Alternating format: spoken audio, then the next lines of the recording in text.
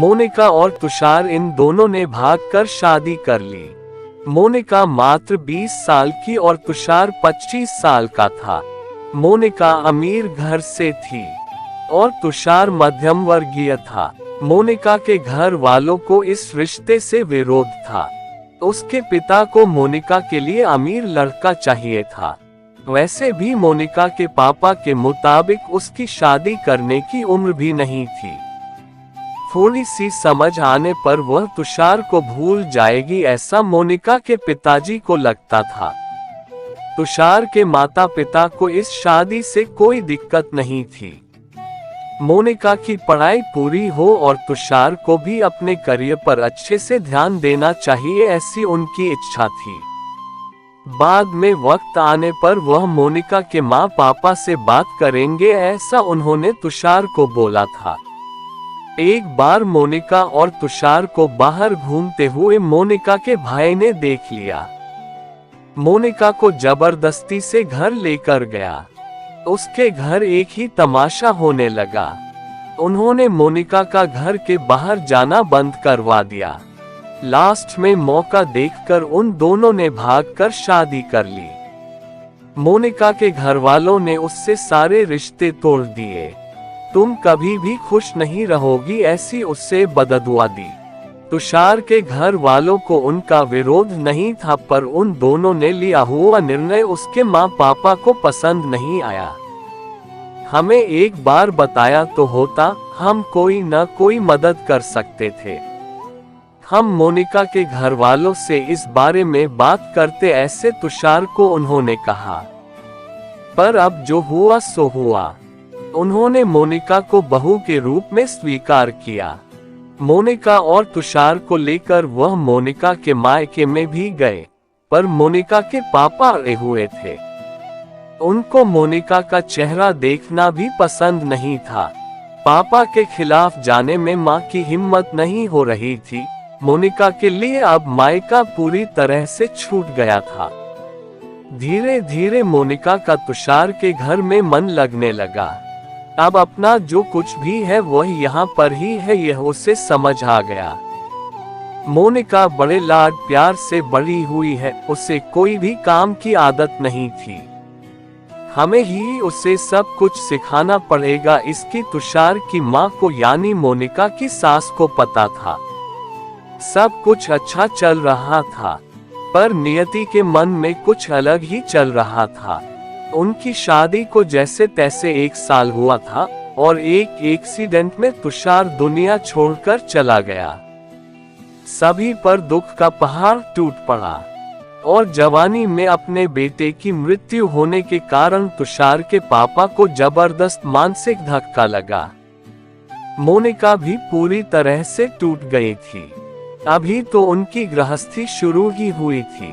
मोनिका के मायके वालों को भी यह बात मालूम पड़ी, तब भी मोनिका के मायके वाले कोई भी नहीं आए।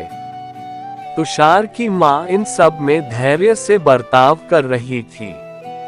तुषार के अंतिम संस्कार का कार्य निपटा कर उन्होंने मोनिका को उसके मायके छोड़ आने का निर्णय पक्का किया। मोनिका मायके जाने के लिए तैयार नहीं थी। उन्होंने मोनिका को बहुत समझाने की कोशिश की। बेटी, तुम्हारे सामने पूरी जिंदगी पड़ी है, इसे बर्बाद मत करो। मैं बात करूंगी तुम्हारे माँ पापा से। जरूरत पड़ी तो मैं उनके पैर तक पकड़ लूंगी। उसे समझाकर वह उसे मायके लेकर गए, पर वहां भी उन्हें निराशा ही मिली। उसके मायके वालों का गुस्सा मोनिका पर से कम नहीं हुआ था। तुषार की मां ने बहुत मनाने के बाद भी उन्होंने मोनिका को माफ नहीं किया। उसके पापा ने कहा, आपको वह बोझ लग रही होगी तो उसे कुएं में धकेल दो। तुषार के माँ पापा मोनिका को वापस घर ले आए। मोनिका के वापस घर आने से घर के बाकी लोग थोड़े नाराज थे। अब मोनिका को कोई भी खुले मन से स्वीकारने को तैयार नहीं था। कुलक्षणी अपशकुनी पोते को निगल गई मेरे, अब बेटे को भी निगल जाएगी यह। ऐसा बोलकर तुषार की दादी मतलब मोनिका की दादी सास उसे ताने दे रही थी। उस वक्त तुषार के पापा की तबीयत बहुत खराब हो रही थी। ये सब मोनिका को सहन नहीं हो रहा था। उसने ठान लिया कि यहाँ से दूर निकल जाना चाहिए। रात को सब सो जाने के बाद वह निकलने वाली थी, तभी उसकी सास जो जग रही थी उन्होंने मोनिका को रोका। कहाँ जा रही है ऐसे पूछा। माँ मुझे जाने दीजिए, मैं अपशकुनी हूँ। मेरी ही वजह से ये सब हुआ। मैं तुषार की जिंदगी में आती नहीं तो, हमारी शादी नहीं हुई होती तो आज वह जिंदा होता। पापा की भी यह अवस्था होती नहीं। मुझे जाने दीजिए, मैं यहाँ नहीं रह सकती। वक्त आने पर आत्महत्या कर लूंगी, पर अब यहाँ नहीं रहूंगी। सच में मेरे यहाँ आने से इस घर की सारी खुशियाँ चली गई। मुझे कोई अधिकार नहीं है यहाँ रहने का। मोनिका रोते रोते सब बोल रही थी। उसके सास ने उसे पहले शांत किया। मोनिका तुम दोनों मिले नहीं होते तो, तुम्हारी शादी हुई नहीं होती तो, उस दिन उस ट्रक ड्राइवर ने नशे में गाड़ी नहीं चलाई होती तो, रास्ते पर लोगों ने तुषार को वक्त पर हॉस्पिटल में ले गए होते तो, बच जाता मेरा बेटा। और अब वक्त निकल गया है इन सब बातों का विचार करने का। तुषार तो मेरा बेटा था। मेरी क्या अवस्था हुई होगी इन सब में। एक बार तो विचार किया क्या तुमने। वह तो चला गया और अब तुम भी छोड़कर चली जाओगी मुझे। मोनिका तुम मुझ पर बोझ थी, इसलिए मैं तुम्हें तुम्हारे मायके छोड़ने नहीं गई थी। तुम्हारे सामने पूरी जिंदगी है। किसी के चले जाने से हम जीना तो नहीं छोड़ सकते। यहाँ से ज्यादा तुम वहाँ पर खुश रहोगी, क्योंकि यहाँ तुषार की यादें तुम्हें हमेशा दुख देगी, ऐसे मैं सोचती थी। पर जाने दो, जो हुआ सो हुआ। अब तुम तुम्हारी पढ़ाई पूरी करोगी, मैं हूँ तुम्हारे साथ।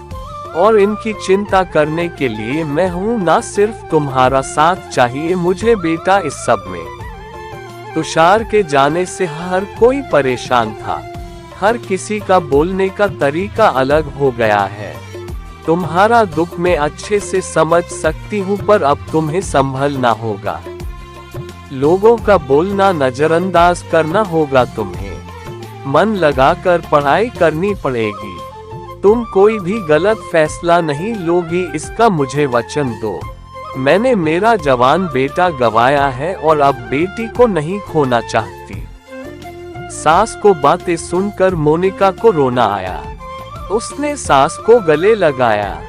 माँ मैं कहीं नहीं जाऊंगी आपको छोड़कर, आप जैसा बोलोगे वैसे ही मैं करूंगी। मोनिका की सास भी मन भर के रोई। आज पहली बार उनका दुख फूट फूट कर बाहर आया था। आगे मोनिका ने मन लगाकर पढ़ाई की। बहू नहीं, वह उस घर की बेटी बनी। बहुत सारे ताने, बुरी बातें सुने उसने। हर एक राह पर उसकी सास उसके साथ थी। वो दोनों एक दूसरे की ताकत बनी। मोनिका IAS अधिकारी बनी। अब उसे दोष देने वाले लोगों का मुंह बंद हो गया। मोनिका के मायके वालों को भी ये खबर पता चली। उसके पापा के सिवाय मायके के बाकी लोग उसे पूछने लगे थे। सास ने अच्छा जोड़ीदार चुनकर मोनिका की दूसरी शादी करवाए। और शादी के बाद भी मोनिका अपनी इस मां को कभी नहीं भूली। शासकीय अंतिम काल में भी मोनिका रात का दिन करके सेवा में हाजिर होती थी। सास के रूप में मोनिका उसकी जिंदगी खरे अर्थ से जीना सिखाने वाली माँ उससे मिली थी। पर सच में मोनिका के सास जैसी ऐसी कितनी समझदार औरतें इस समाज में हैं, जो एक चौखट से बाहर जाकर सोचती है और दूसरों का आधार बनकर उनका जीवन सफल बनाती है। थैंक्स।